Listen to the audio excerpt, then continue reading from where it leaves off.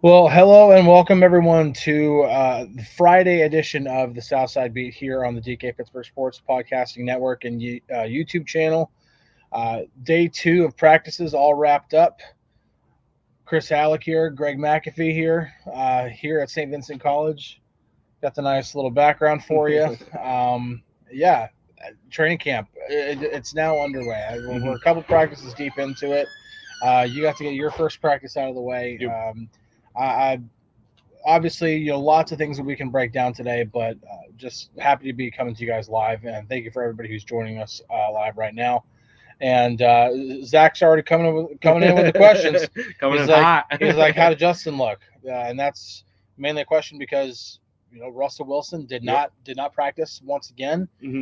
Same exact posture as yesterday, was donning the uniform and everything like that. He even had his play wristband on and everything, but had a ball cap and not a helmet.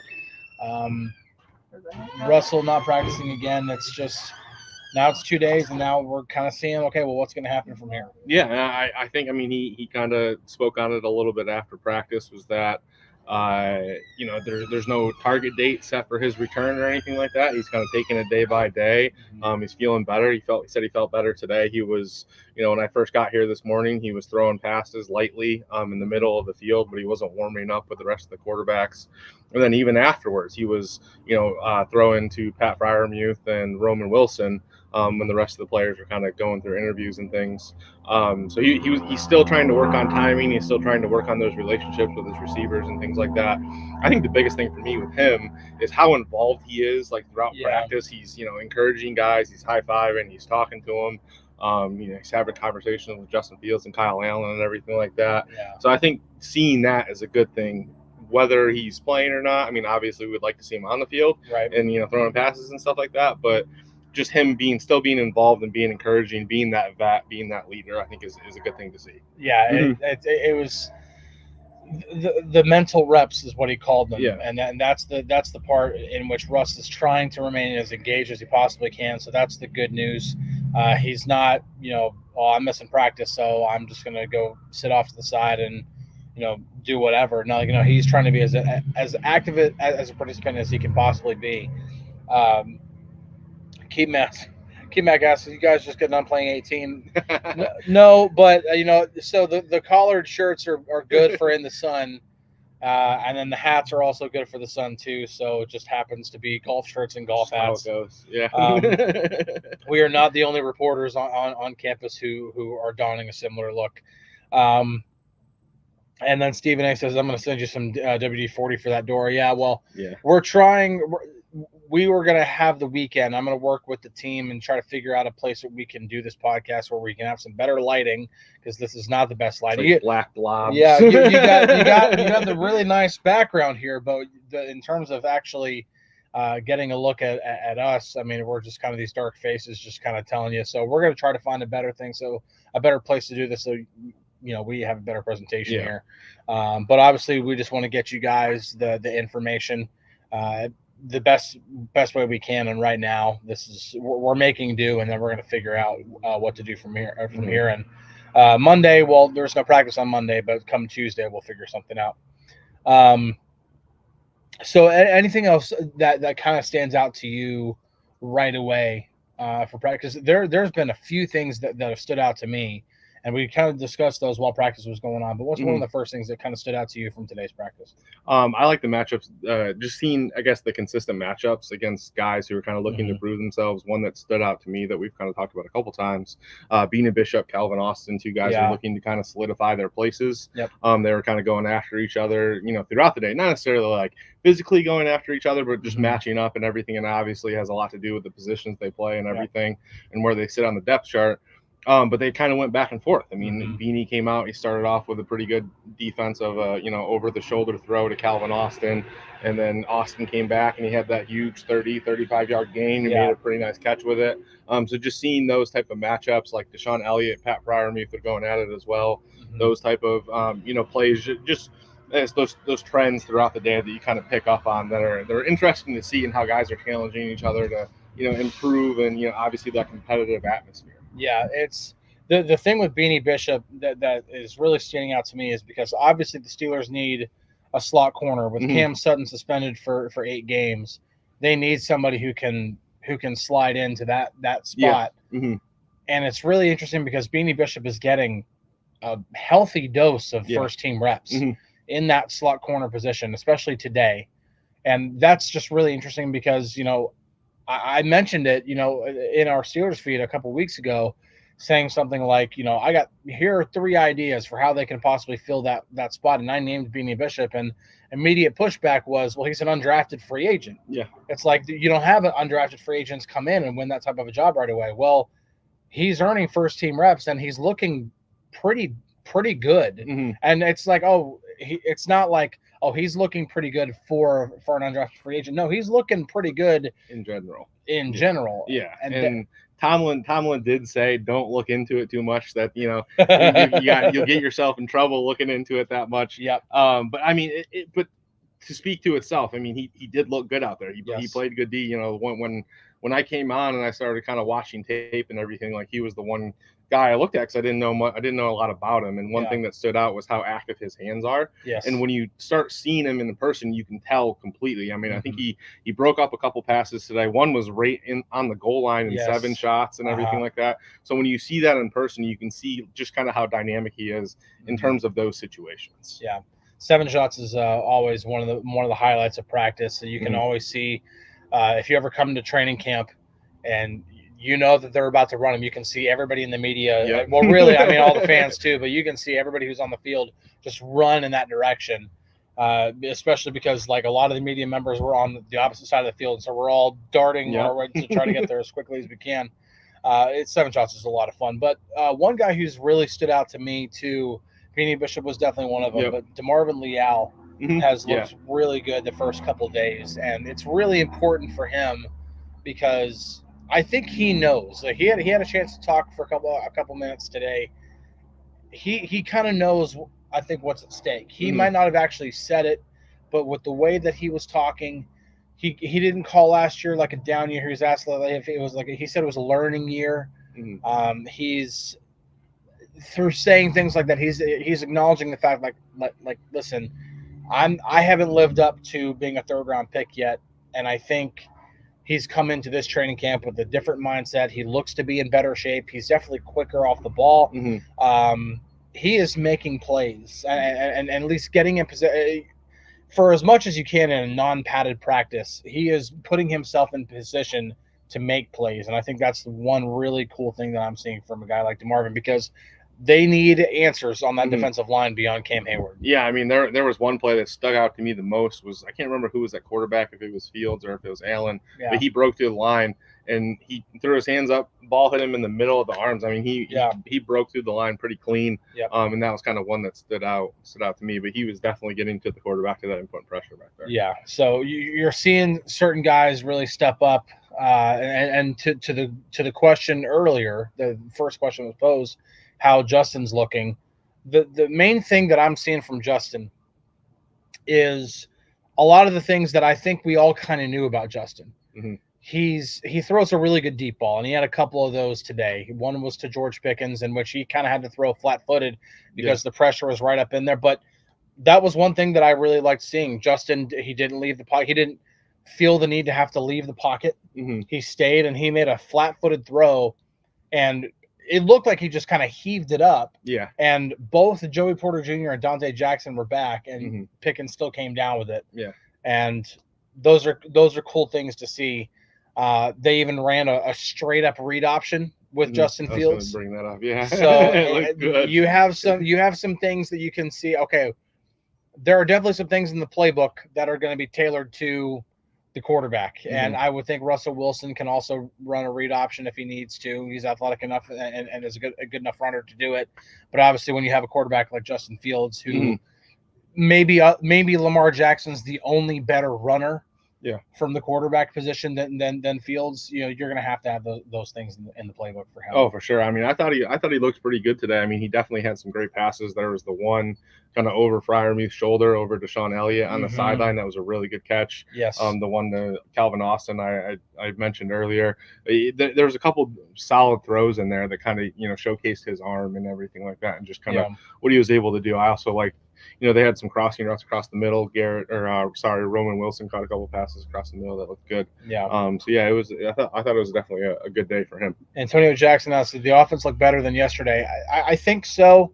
There were still some hiccups. James Daniels had a false start, and like I said yesterday, it's hilarious because whenever there's a false start or an illegal motion or something that would definitely be getting flags thrown on the field, the defense just goes berserk. Yep, they let them know that, and sometimes they're like, "Hey, get that guy out of here," and that's exactly what happened with Daniels on that. They completely took him out of that, and then I think it was McCormick who came in and took the next rep, if I'm not mistaken. So, it's I would say the offense did look better.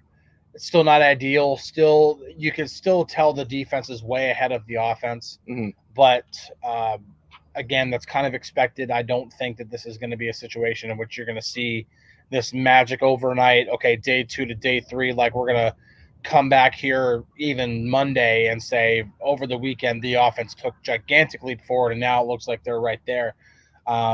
They still have a long way to go.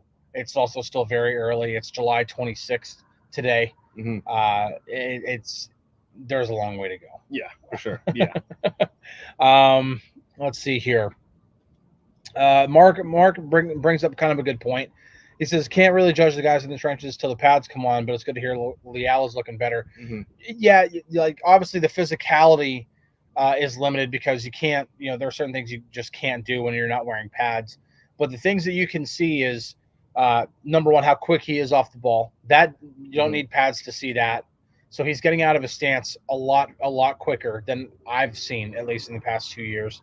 And it's the way he's attacking what the offensive line is trying to do, whether it's a running play, whether it's a play action, and whatever if the offensive line, if it's a play action in which the offensive line is moving as if it's going to be like a outside zone run or something like that, the way he's attacking gaps or whatever it is, he's looking like a different player.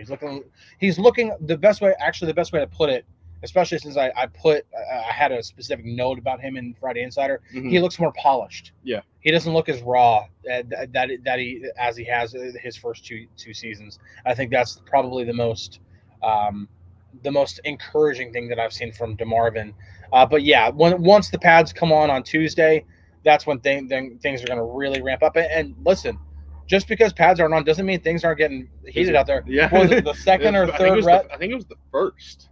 I think it was the second. Second rep? Second rep of 7 shots. There was a little skirmish after the second shot. I mean, I think on the inside somewhere. The play took it was a pass to the left side. I think it went over Van's. No, it was Freiermuth's head. And then there's a little skirmish right in the middle of the end zone. I'm not sure what led to it or anything like that. I was kind of looking at the end of the play, but I just turned my head and they were kind of getting into it. But it was more of an energized kind of skirmish a little bit. There wasn't too much, anger surrounding it, but it was competitive spirit. Yes, competitive spirit. Nate Herbig was in the middle of it. I know that. I think he walked away without a helmet. So I think, that pretty much tells you he was at least in the middle of it. I don't know if he started it or if, somebody was retaliating towards him. Like I said, by the time we're following the pass and it landed on the ground because it just went over Freiermuth's hands, by the time the ball hit the ground, the skirmish was already kind of going on. And so it's kind of hard to see who started it. So, but it's these guys are competing. I'll put it that way. Here's a good question here too. Ernie asks, how did Van Jefferson and Quez Watkins look today? Not really seeing too much of Quez Watkins so far. I think the receivers we're really seeing most often are Van Jefferson and Calvin Austin. I don't think that's by accident. The Steelers, as of right now, don't have Brandon Ayuk's not here. DK Metcalf's not here. Tyreek Hill's not here. Anybody else, they're not here. And so if they never come here, however it works out, the Steelers need to figure out what they have with Van Jefferson and Calvin Austin. So I expect a good amount of work for both of those guys. Yeah. And both of those guys saw some targets today. Roman Wilson saw some targets today. But Van Jefferson's looked like a good receiver. He has the body for it. Yeah, he's got the size for sure. He is built he's built like he can play outside receiver. And listen, let's not take anything away from what he's done previously. He, caught over 8, he received, I think, over 800 yards, bless you, over 800 yards in the year that the Rams won the Super Bowl. I mean, he's put up numbers, not gigantic numbers. I mean, that was the one thing that stood out to me when I was kind of, looking into stuff before camp started. It was that year that he was in, he was in Los Angeles for multiple years, but the year they won the Super Bowl was that he was a pretty solid deep threat for the Rams. I mean, I think he tallied over 800 receiving yards, but of those 800 receiving yards, there was 580 yards of ball travel. So before he caught it, which, kind of, I think would fit both of these quarterbacks pretty well in the long run. And I think he had the first touchdown of 7 shots today in the left corner of the end zone. It was a really nice catch. Yeah. So, I think he showed a lot today, but I think all the receivers for the most part, Roman, Calvin, Van all had pretty good days. Yeah. Outside of the one catch that George made, I think he was only targeted one other time. And it came on one of the very first plays of practice against Dante Jackson. Who made a very good play. Yeah, very good play. There's some conversation. Borderline interference. Yeah. So, but I thought Van looked pretty good today, just, for what he brings to the table and everything. So him and Calvin, I think could be a good mixture, but I don't think anyone's necessarily made leaps and bounds ahead of the other or anything like that. Yeah, it's fun to see. And Swan, giving a shout out to this great article. I appreciate it. Read Friday Insider. It's on the site right now.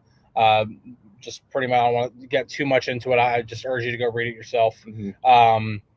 Pretty much had a team source tell me that the Steelers are convinced that they're going to get one of these big time receivers, namely, and I was given names of Brandon Ayuk, DK Metcalf, and Tyreek Hill. The Hill inclusion was surprising to me too, and I've seen lots of comments about okay, yeah, right about Tyreek Hill, and I kind of had the same reaction. But when you're a reporter and you're given information, you report the information, and so that's what you do. So, but again, for now, they're not here. No trades have happened. Trade may not happen. They may be convinced they're going to get one, but maybe it doesn't work out. That's the way they feel about it, but it may not work out. So either way, they have to figure out what they have. Van Jefferson is involved. Calvin Austin III is involved. We're starting to see Roman Wilson get more targets. And he had a nice catch also. It was when Kyle Allen was in at quarterback. And it was one of the times the offensive won a rep of 7 shots, and it was a play action boot, and Kyle was rolling out to the right, and he saw Roman Wilson kind of against the grain a bit and threw against the play a bit, and Roman made a nice catch in traffic, right on the goal secured line. It, fell to the ground, and would have been a score, whether it would have been a touchdown or a 2-point conversion. Either way, he was in the end zone. That's kind of how they got both of their scores. Yeah. Or the two of the first 2 scores, they were right on the goal line, right in kind of the same situation. Which, by the way, Kyle Allen, number 3 quarterback so far is looking pretty good. Yeah. Now, granted, veteran guy, he's been in the league, so I don't want to sit here and try to hype up a number 3 quarterback, but at the same time, he's taking good advantage of his reps. He's made some nice throws. Yeah, I will say Mike Tomlin was trying to do just that. He was trying to hype up Kyle Allen during his post-practice press conference. He said he was excited to see Kyle Allen get some reps because of the Russell Wilson situation. Yeah, and thought he made the most of the opportunity. I think so too, because yesterday he had a really nice throw to Pat Freiermuth. Yeah, really good touch. Just the perfect amount, on an intermediate route toward the sideline. Really great throw. Defender could not make a play on it. Freiermuth made a nice catch, and he's made a couple of other really nice throws into tight windows. And so, yeah, I think Kyle Allen, in terms of a number 3 quarterback, is looking mighty good so far. And obviously it'll be different whenever Russ does get back on the field, which he said he expects to kind of put any kind of concern to bed about Russell Wilson. Is he said if it were a game he'd be playing, and if it were up to him he'd be out there. But they obviously want to take this slow. They don't want to go crazy when it comes to pushing things. And by all means, why push it? If you are banking on Russ to be your quarterback, then why are you pushing in the first 2 days of practice? Yes, you would like for him to get out there, but the good thing is that he's, as he said, taking mental reps. He's right there. He's as involved as he could possibly be. But the good news is that he's still considered day to day, and that it doesn't look like this is going to be serious. And Russ even himself said it's nothing to worry about. Yeah, especially when it comes down to a guy like Russ, who's kind of he's in the latter half of his career and everything like that. Yeah. Like you want to be as easy as it can be with guys like that. I mean, even with like Cam Hayward, I mean, he's not out there every rep taking, a bunch of snaps and everything like that. Kind of want to, make sure those guys are in a good position when the season comes around. Here we go. William asks, did TJ get some play time? Oh, sorry. We're talking about Herbig, I guess. I saw TJ and I was like, well, did TJ make a play? Actually, yes, TJ did make a play. He made the play that won 7 shots for the defense because they were when the defense got out to a 3-1 lead in 7 shots, and then the offense, the second team offense, both Kyle Allen engineered 2 scores to tie it back up. And when that happened, it's tied. They sent the first teamers back out there for the deciding rep. And TJ got his hands up and didn't bat it down, but got enough of the ball where it definitely disrupted it. And then Dante Jackson, the coverage, did the rest to make sure that Calvin Austin didn't catch it. So it was a cool rep to see. Yeah. But in terms of the Herbigs, Nick Herbig he's out there, and he's also making plays. He's looking good. He's second team right now in terms of edge rushers. Obviously, whenever TJ and Alex Highsmith aren't out there, I think the 2 edge rushers we're seeing more often are Nick Herbig and Jeremiah Moon right now. Yep. And so that's kind of where we are. But I think it's interesting that Nick Herbig is going to be the guy that they're going to rely on right now. If they don't end up bringing in another guy like a Marcus Golden or whoever else to be that number 3 edge, and maybe it is Herbig. Yeah. So, let's see. Oh, Barbara asked a good question. Is there anyone looking like a hold-in? I would say no. No, I haven't seen that. I don't. Najee is participating in everything. Cam Hayward is participating. Cam Hayward is even participating in field goal drills. Not that Chris Boswell is actually kicking, but they still do more walkthrough stuff when it comes to field goals, and Cam Hayward's even participating in that.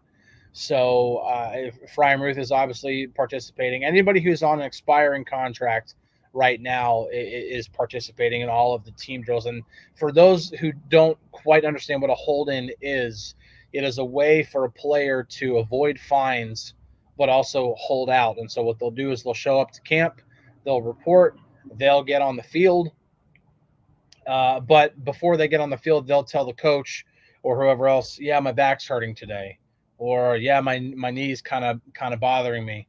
And so what they'll do is they'll participate in the individual drills.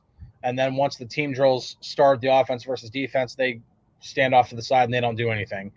And so they're holding in, I guess, and that's the process. But no, there are no hold-ins so far.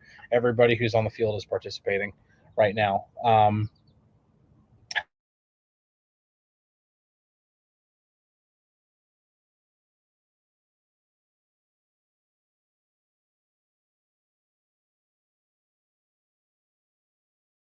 It went off. There we go. We're back. Maybe.